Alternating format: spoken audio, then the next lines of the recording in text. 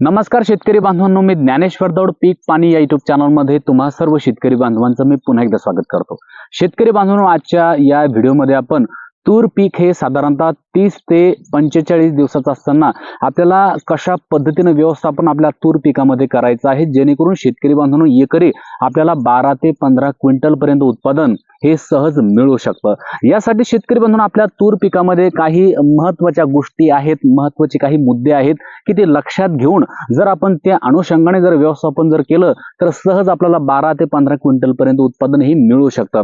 त्यासाठी शेतकरी बांधवांनो सर्वात महत्त्वाचा मुद्दा म्हणजे की आपली तूर ही त्या ठिकाणी मर रोगापासून आपल्याला वाचवता आली पाहिजे। तर त्यासाठी कशा पद्धतीने आपल्याला नियोजन करायचं आहे, कोणत्या प्रकारचं बुरशीनाशक आपल्याला वापरायचं आहे की सुरुवातीच्या अवस्थेमध्ये जर आपण त्या ठिकाणी जी काही तूर ही मरत असे, उबाळत असे, यावर जर आपण कंट्रोल जर मिळवला, आपण जर नियंत्रण जर मिळवलं तर शेतकरी बांधवांनो आपल्याला उत्पादन हे सहज मिळू शकतं। तर ते सुद्धा या व्हिडिओमध्ये मी तुम्हाला सांगणार आहे। सोबतच शेतकरी बांधवांनो शेंडे खोडणी आपल्याला केव्हा करायची आहे, कधी करायची आहे, शेंडा खोडणी करण्याची योग्य वेळ कोणती असली पाहिजे, आणि सोबतच शेतकरी बांधवांनो शेंडा खोडल्यानंतर आपल्याला एक फवारणी सुद्धा घेणं गरजेचे आहे। तर ती कोणत्या प्रकारची फवारणी असणार आहे ते सुद्धा मी या व्हिडिओमध्ये तुम्हाला सांगणार आहे। सोबतच शेतकरी बांधवांनो सर्वात महत्त्वाचा मुद्दा म्हणजे की तूर पिकाला खत कोणत्या प्रकारचं द्यायचं, तूर खत व्यवस्थापन। शेतकरी बांधवांनो बरेचसे शेतकरी काय करतात की सुरुवातीच्या अवस्थेमध्ये चुकीच्या पद्धतीने त्या ठिकाणी खत व्यवस्थापन करत असतात। परंतु तूर पीक असा आहे शेतकरी बांधवांनो की जर तूर पिकामध्ये जर चुकीच्या पद्धतीने जर त्या ठिकाणी खत व्यवस्थापन जर आपल्याला करता जर गेलं किंवा आपण जर केलं तर आपण भविष्यामध्ये पुढे चालून किती काही जरी त्या ठिकाणी प्रयत्न जर केला उत्पादन मिळवण्याचा तरी मात्र उत्पादन हे होत नाही। त्यामुळे सुरुवातीच्या 30 ते 45 दिवसाचं नियोजन जर आपल्याला जमलं तर शेतकरी बांधवांनो आपल्याला उत्पादन हे सहज 12 ते 15 क्विंटल पर्यंत मिळणार म्हणजे मिळणारच। तर तीच माहिती आपण या व्हिडिओमध्ये पाहणार आहोत, त्यामुळे व्हिडिओ शेवटपर्यंत नक्की बघा, व्हिडिओला कुठेही स्किप नका करू। आणि अजूनही तुम्ही जर आपलं पीक पाणी हे युट्यूब चॅनल जर सबस्क्राईब केलं नसेल मित्रांनो तर नक्की करून ठेवा आणि हा व्हिडिओ जास्तीत जास्त तूर उत्पादक शेतकऱ्यांपर्यंत शेअर करा।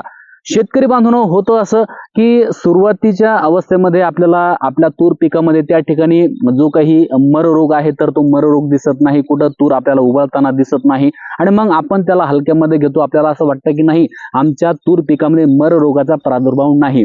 परंतु शेतकरी बांधवांनो आपण आता जर वेळेत जर प्रतिबंध नियोजन जर त्या ठिकाणी जर नाही जर केलं तर याचे परिणाम शेतकरी बांधवांनो आपल्याला त्या ठिकाणी ज्यावेळेस तूर हे त्या ठिकाणी आपल्या तुरीला फुलं लागायला सुरुवात होते, कळ्या लागायला सुरुवात होते, त्यावेळेस मात्र आपली तूर ही मात्र झपाट्याने त्या ठिकाणी मरू लागते, उबाळू लागते। आणि जर अशी जर अवस्था जर झाली शेतकरी बांधवांनो तर त्यावेळेस आपण कितीकही त्या ठिकाणी प्रयत्न जरी केला तूर आपली वाचवण्यासाठी, परंतु आपली तूर मात्र त्या ठिकाणी ही जास्त प्रमाणामध्ये मरत असते, उबाळत असते, आणि निश्चितच त्याचा परिणाम म्हणजे उत्पादन आपलं घटत असतं। त्यासाठी शेतकरी बांधवांनो सर्वात महत्त्वाचा मुद्दा म्हणजे की त्या ठिकाणी आपली तूर ही उबाळली नाही पाहिजे, मेली नाही पाहिजे। त्यासाठी कशा पद्धतीचं नियोजन करायचं आहे तर शेतकरी बांधवांनो आपल्याला काय करायचं, जर आपल्याकडे जर ड्रिप असेल तर ड्रिपच्या माध्यमातून मी तुम्हाला 3 पर्याय त्या ठिकाणी सांगणार आहे बुरशीनाशक कोणते वापरावे। तर त्यासाठी पहिला पर्याय मी तुम्हाला सांगणार आहे शेतकरी बांधवांनो तो म्हणजे की तुम्हाला एलिएट घ्यायचा आहे एकरी 500 ग्रॅम। जर तुमच्याकडे ड्रिप असेल तर ड्रिपच्या माध्यमातून तुम्ही त्या ठिकाणी ड्रेंचिंग करू शकता 200 लिटर पाण्यामध्ये मिसळून। जर तुमच्याकडे ड्रिपची व्यवस्था नसेल तर शेतकरी बांधवांनो तुम्ही आळवणी सुद्धा करू शकता, पंपामध्ये टाकून त्या ठिकाणी तुम्हाला त्या ठिकाणी आपल्या खोडाजवळ त्या ठिकाणी 1 ग्लास त्या ठिकाणी ते द्रावण टाकायचं आहे।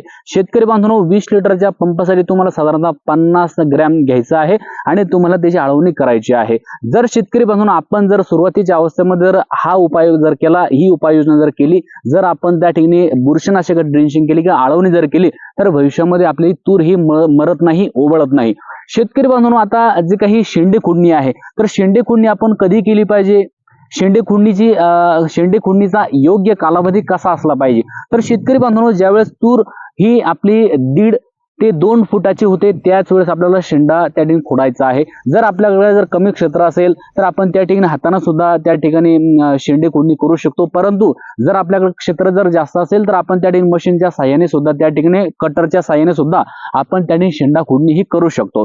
परंतु शेतकरी बांधवांनो शेंडा खुडणी करत असताना ही काळजी तुम्हाला घ्यायची आहे की शेंडा खुडणी साधारणतः 1.5 ते 2 फूट आपली ज्यावेळेस तूर होते त्याच वेळेस आपल्याला करायची आहे। बऱ्याच वेळी असं झालं की तुम्ही म्हणाल की नाही, तुम्ही म्हणतात की 30 ते 45 दिवसाचे असताना शेंडा खुडणी केली पाहिजे आमच्या तुरीला, तर त्या ठिकाणी 40 दिवस झाले, परंतु शेतकरी बांधवांनो पावसाच्या अभावी आपल्या तुरीची वाढ त्या ठिकाणी खुंटलेली असेल, तर तूर ही त्या ठिकाणी लहानच राहिली असेल।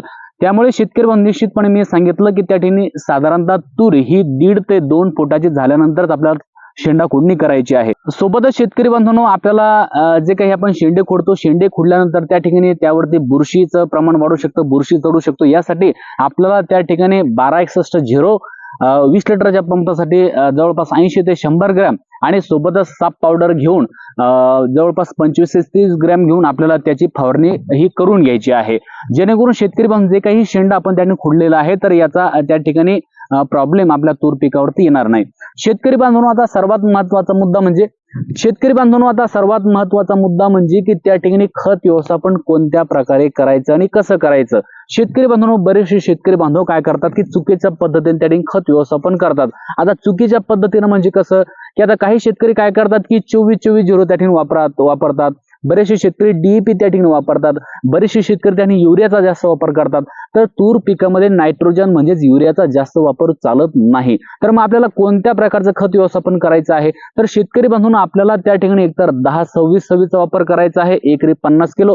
शेतकरी बांधवांनो याऐवजी आपण त्या ठिकाणी 12-32-16 वापरू शकता किंवा मग त्या ठिकाणी 9-24-24 सारखं खत सुद्धा आपण त्या ठिकाणी देऊ शकतात। या तिन्ही पैकी कोणतंही एक जरी आपल्याला खत मिळालं तर आपण शेतकरी बांधवांनो एकरी 50 किलो त्या ठिकाणी टाकून द्यायचं आहे।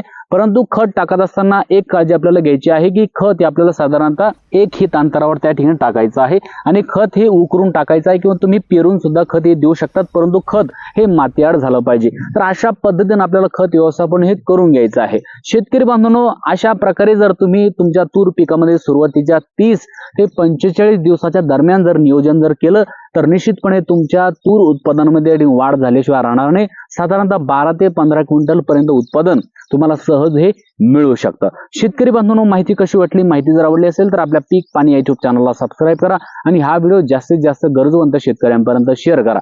पुन्हा एकदा नवीन व्हिडिओमध्ये भेटू, तोपर्यंत नमस्कार, धन्यवाद।